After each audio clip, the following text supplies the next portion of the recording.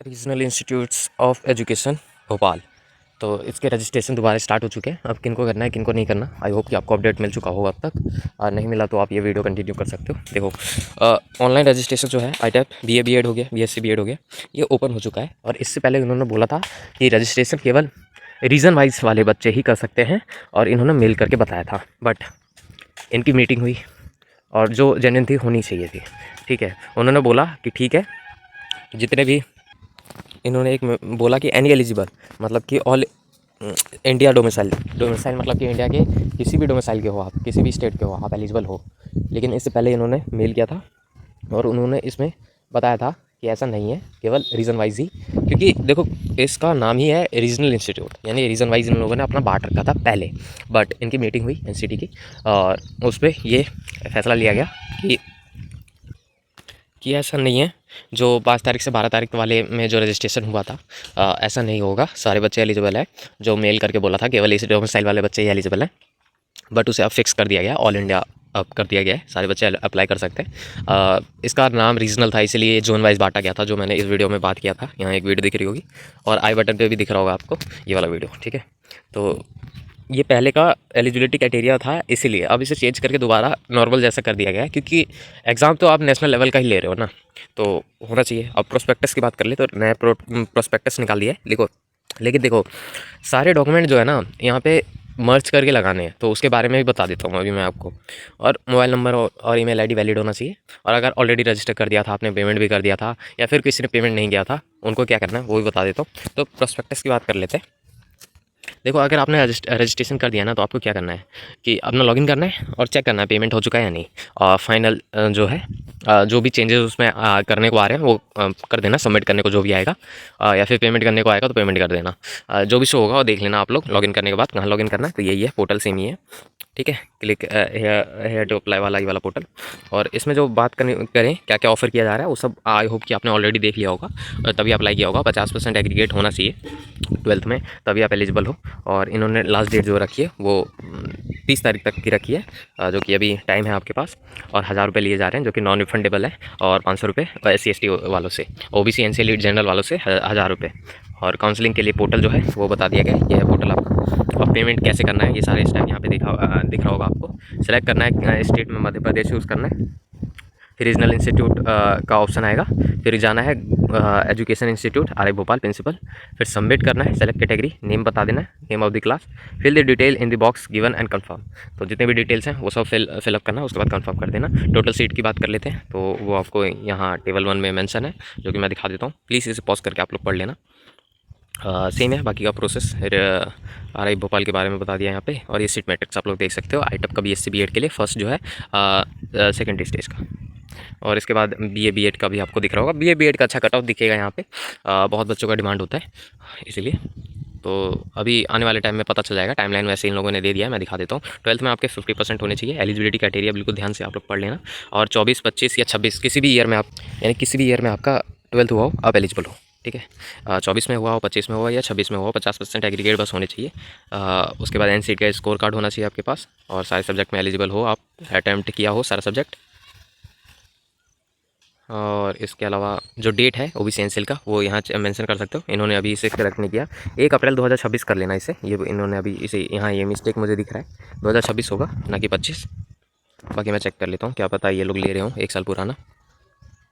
लिखा तो है 1 साल पुराना ले रहे हैं, बाकी जनरली देखा जाए तो सेंट्रल लेवल वाले इंस्टीट्यूट्स में ऐसा नहीं होता। लेटेस्ट लिया जाता है। हो सकता है इनसे थोड़ा मिस्टेक हुआ, बट देखते हैं, पता चल जाएगा। बट आप लेटेस्ट रेडी करके रखना।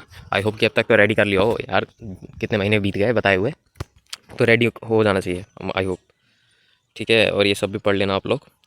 एडमिशन प्रोसीजर के बारे में बता दिया गया है यहाँ पे, किस तरीके से होगा। और वेबसाइट पे ही आपको दिखेगा, कब दिखेगा मैं दिखा देता हूँ आपको कि कब आपका नेम, इंपॉर्टेंट्स जो इन्फॉर्मेशन है, ये सब चीज़ें पढ़ लेना आप लोग। और यहाँ पे हॉस्टल के साथ, नॉन हॉस्टल के साथ सबके लिए पैसे बता दिए आपको। नॉन हॉस्टल के साथ अगर देखोगे तो SC ST वालों का बहुत कम है।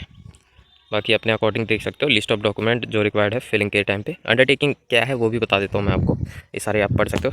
10th 12th की मार्कशीट हो गई, NCT का स्कोर कार्ड हो गया, कोई कास्ट सर्टिफिकेट है तो पेमेंट का जो कॉपी है वो ध्यान रखना कि जब आप पेमेंट कर दोगे तो उसकी कॉपी मिलेगी, और उसको ध्यान से सेव कर लेना अपने डिवाइस में, या फिर शेयर कर देना गूगल जीमेल पे, ताकि वो परमानेंट सेव हो जाए। देखो ये सबमिशन की बात करें तो 30 तारीख तक का टाइम है, 22 तारीख से स्टार्ट हो चुका है। और डिक्लेरेशन ऑफ फर्स्ट लिस्ट की बात करें तो 6 तारीख को, यानी 6 जुलाई को आपका आएगा। और 9 तारीख को ऑनलाइन काउंसलिंग होगी, यानी कि आपका वेरिफिकेशन वगैरह जो भी है वो 9 तारीख को होगा। 6 तारीख को लिस्ट आ जाएगी, और 2 तारीख को डिक्लेयर होगा, मतलब 13 तारीख को सेकंड लिस्ट जो है डिक्लेयर होगा, एडमिशन लिस्ट। और उनकी काउंसलिंग कब होगी, ऑनलाइन ही होगी, और 16 तारीख को होगी, यानी 3 दिन बाद आपको दिख रहा है यहाँ पे। थर्ड लिस्ट की बात करें तो 20 तारीख को आ जाएगी, 20 जुलाई को। और ऑनलाइन इनकी काउंसलिंग होगी 23 तारीख को। और 16 तारीख से इन लोगों ने बोल रखा है कि क्लासेस जो हैं स्टार्ट हो जाएंगी। देखो हॉस्टल की बात करें तो यहाँ उन्हीं को मिलेगा अगर अवेलेबल होगा तो आप लोग देखो ये प्रेफरेंस के अकॉर्डिंग वेट अलॉट होता है, यानी कि किसी का घर ज़्यादा दूर होता है तो उसको ज़्यादा चांसेस होते हैं मिलने के। तो अपने अकॉर्डिंग देख लेना, और मतलब काउंसलिंग में फर्स्ट लिस्ट में नाम आ जाए ना तो काफ़ी बेहतर है कि जल्दी से हॉस्टल का जो फॉर्म होगा वो सब जैसे ही मिले वो भर देना आप लोग। और जो भी प्रेफरेंस से बनाए, यानी डिस्टेंस वाइज बनाए या फिर जो भी है इनका, ज़्यादातर तो डिस्टेंस वाइज ही होता है कि हॉस्टल उन्हीं को दिया जाएगा जिनका घर ज़्यादा दूर है।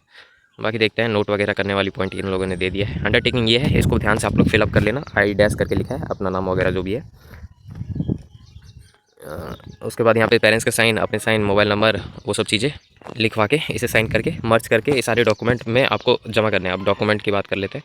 तो फीस वगैरह तो बता दिया था। अब देखो, list of document to be uploaded by the candidate, scan copy of the following, converting it into the PDF of max 1024 KB size, यानी 1 MB के करीब। ठीक है, 1 ही MB हो गया। ये सब आपको देना है, कन्वर्टिंग इट इनटू PDF। देखो स्कोर कार्ड, ठीक है, और कॉलेज लिविंग यानी TC वगैरह, ठीक है, माइग्रेशन सर्टिफिकेट अगर है तो, ठीक है, इफ़ एनी अगर है तो इन लोगों ने लिखा है तो माइग्रेशन सर्टिफिकेट। देखो अगर आपका CBSE बोर्ड है तो आपको ऑर्डर करना पड़ेगा, या तो खुद जाके आप ऑफिस में जाके ले सकते हो। उसके लिए भी आपको पेमेंट वगैरह करना पड़ेगा, ऑर्डर करना पड़ेगा। ठीक है, तो इसके ऊपर ऑलरेडी मैं इन्फॉर्मेशन दे चुका हूँ। और डोमिसाइल सर्टिफिकेट जो कि ज़रूरी है। इनकम सर्टिफिकेट, अगर आपका इनकम सर्टिफिकेट है तो लगा देना, कास्ट सर्टिफिकेट है तो लगा देना। SC ST वालों को बहुत इंपॉर्टेंट है, OBC एनसीएल वालों को भी ज़रूरी है लगाना। और देखो 10th 12th की marksheet, passport size photo with signature. देखो passport size photos with signature मतलब कि वहाँ जब आप अपलोड करोगे ना तो वहाँ आपको शो होगा, या तो साइन कर देना नीचे वैसे ही। और स्कैन कॉपी ऑफ द जो ऊपर मैंने दिखाया सिग्नेचर के साथ, इसका स्कैन कॉपी। अब स्कैन कैसे करें, मर्ज कैसे करें, इसमें अगर डाउट है तो यूट्यूब पे देख सकते हो, वरना गूगल पे सर्च करना मर्ज PDF। तो सब इन सभी के अलग अलग PDF बना देना। मर्ज करने का ऑप्शन है, मर्ज कर देना। अगर वहाँ अपलोड करने का ऑप्शन आए एक ही बार में तब ये काम करना है आपको, वरना अलग अलग करना है तो अलग अलग PDF बनाना, अलग अलग अपलोड करना। आई होप कि शायद यहाँ पे मर्ज करने का ऑप्शन लिखा है, कन्वर्टिंग इट इनटू मैक्स लिखा है ना, तो शायद मर्ज करने को बोला हो। बट देखते हैं, पोर्टल पे लॉगिन करके थोड़ा इन्फॉर्मेशन बच्चों को दे देना अगर किसी को प्रॉब्लम है तो। और अगर कोई बच्चे का कमेंट दिखता है आपको नीचे कि भैया कैसे करना है KB में, मैक्स इतने KB में, और किसी को नॉलेज हो तो वो स्टेप वगैरह करके नीचे कमेंट करके बता देना, उस बच्चे की हेल्प हो जाएगी। और बस यही कह सकता हूँ। बाकी कोई प्रॉब्लम है तो आप गूगल पे जाके चेकआउट कर सकते हो। ठीक है, और प्रोस्पेक्टस बिल्कुल ध्यान से पढ़ लेना, सारे बच्चे एलिजिबल हो चुके हो। देखो कहीं भी फॉर्म भर रहे हो तो प्रोस्पेक्टस पढ़ना बहुत ज़्यादा ज़रूरी होता है, और साथ ही साथ एलिजिबिलिटी देखना ज़रूरी होता है। तो यहाँ एक वीडियो दिख रहा होगा एलिजिबिलिटी क्राइटेरिया का, सारे IITs का और RI का।